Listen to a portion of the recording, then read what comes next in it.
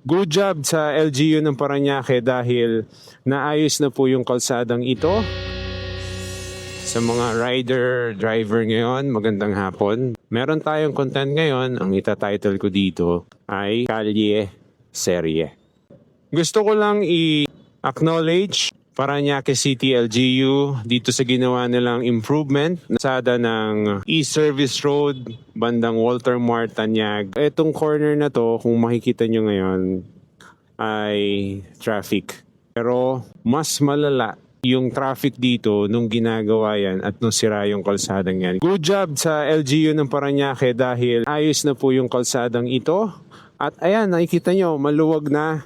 Tuloy-tuloy na kahit papano yung daloy ng traffic. Meron na lang silang isang pending doon, yung drainage. I think ongoing yung kanilang development, improvement doon para mas gumanda pa yung daloy ng traffic dito.